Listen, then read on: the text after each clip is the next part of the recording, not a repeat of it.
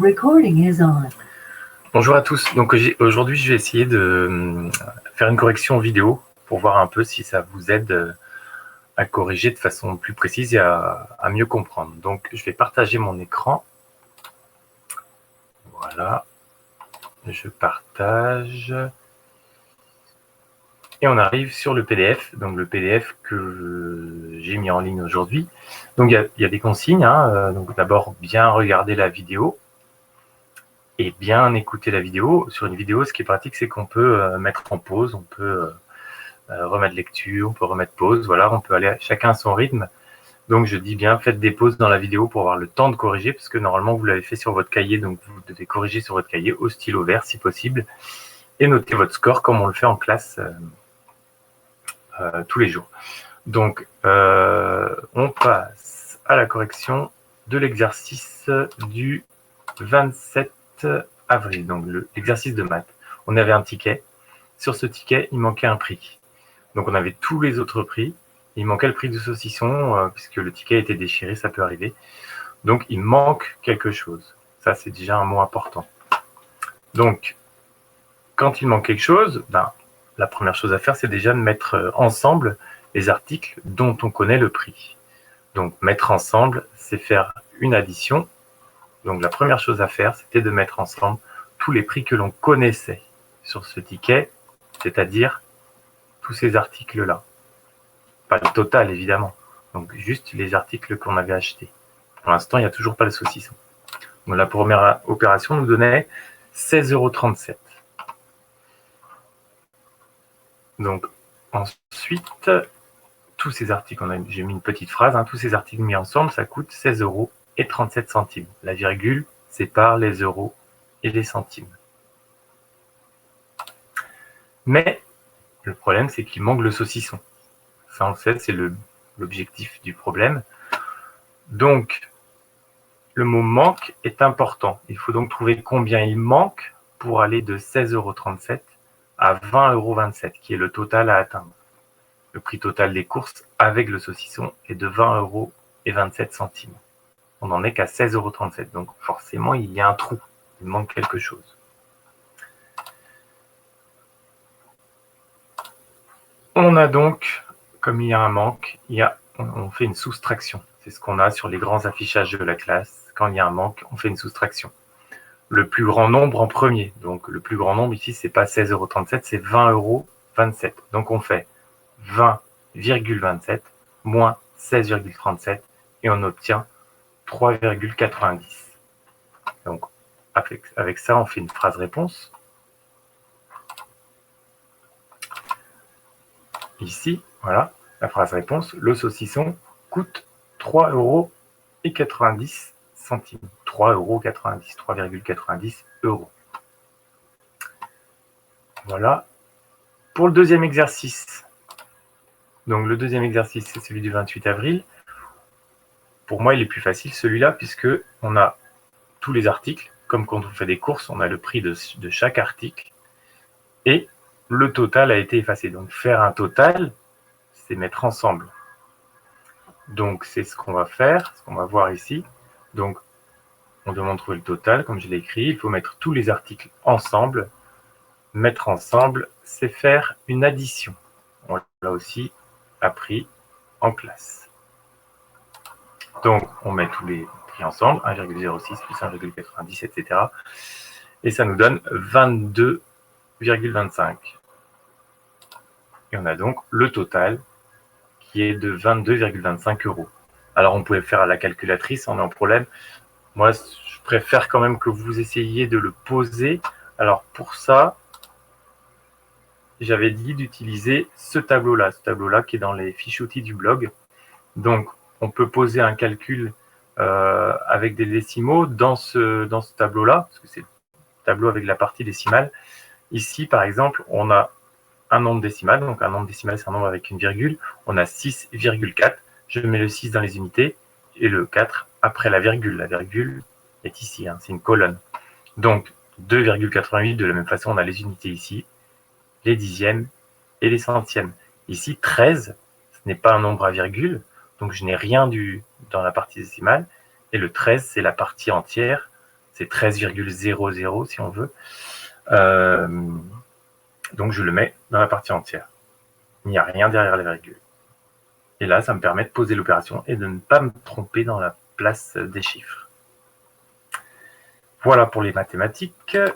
Pour le français, donc là, on a les réponses pour le 27 avril. Alors, je reviens sur le PDF du 27 avril. Le 27 avril, donc le français, il est là. Donc, on avait le paquet de bonbons. Ce paquet de bonbons, il fallait bien le regarder. L'importance de la lecture et des choses écrites en gros, des choses écrites en beaucoup plus petit. Plein d'informations. Il y a des informations avec des nombres, des informations avec des mots compliqués parfois, parce que c'est un peu technique. Donc, on va passer à cette correction-là. La première question, c'est quelle est la marque de ces bonbons? La marque de ces bonbons, en fait, c'est écrit sur le paquet, hein, en gros. Donc, on a ici la marque qui est écrite en gros assez beau. Donc, la marque de ces bonbons est assez beau. Les deux ingrédients principaux, c'était le sucre et le sirop de glucose. Donc, on le trouve ici, ingrédients, sucre, sirop de glucose. Ils sont écrits dans l'ordre d'importance. Gélatine, acidifiant, ça vient après. Donc, sucre et sirop de glucose sont les deux écrits en premier. Donc, voilà pour la réponse à la question 2. 3. Non, ce bonbon ne contient aucun fruit. En fait, c'est que des produits qui donnent le goût et qui donnent la couleur. Donc, aucun fruit. Et le colorant, c'est donné aussi par un produit qui est le E204. Donc, le E204, hop, c'est écrit ici. E104 d'ailleurs. J'ai écrit 204, mais c'est E104. On peut le lire là. Pour 100 grammes de bonbons, la quantité de sucre, c'est 80 grammes. C'est énorme, 80 sur 100. On est presque à 100% là. Donc, il y a beaucoup de sucre. Hein, et ça, on peut le lire ici. Le sucre, c'est les glucides. Donc, 80 grammes. Donc, ça, c'est la lecture d'un tableau. Voilà. Le poids du paquet, c'est 120 grammes. Alors, cette information, on la trouve ici. 120 G, donc 120 grammes, d'où l'importance d'apprendre les unités, hein, grammes, litres, euros, etc. Donc, les abréviations, G ici pour grammes. Et la date limite de consommation, c'est fin octobre 2009. Alors, on voit ici 10 avec un slash et 2009, c'est octobre. Hein, janvier, février, mars, avril, mai, juin, juillet, août, septembre, octobre. Donc, en général, quand on a le mois, on peut aller jusqu'à la fin du mois. Donc, fin octobre 2009. Ensuite, on passe au chocolat.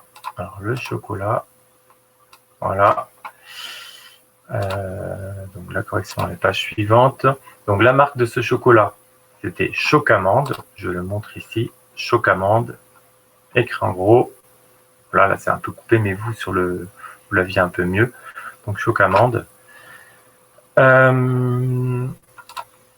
Les carrés sont fourrés avec de la pâte d'amande.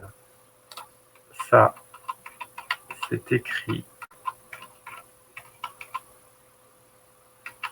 Hop. Chocolat noir fourré, pâte d'amande. Donc, c'est encore de la lecture qui est écrite dans un petit coin. Hein. C'est vraiment... faut lire toutes les infos qui sont sur le paquet, c'est important. Dans 100 grammes de chocolat, il y a 502 calories. Donc, KKL, hein, ça c'est l'abréviation, comme G pour gramme. Je l'ai, donc on l'a dans le petit tableau. Voilà, ici, 502 KKL, donc pour 100 grammes. D'où l'importance de la lecture des tableaux. Le pourcentage de pâte d'amande, c'est 42,8%. Alors ça, je ne l'ai pas dans ce tableau. Je l'ai ici, pâte d'amande, entre parenthèses, 42,8%, donc sur cette petite étiquette. Dans un seul carré, il y a 3,2 g de graisse. Alors là, attention au tableau. Je retourne dans le tableau. Donc là, on est dans le tableau. J'ai pour 100 grammes, mais j'ai aussi pour un carré. Donc je ne regarde pas dans cette colonne, je regarde dans cette colonne. Donc j'ai pour un carré, je descends, je descends.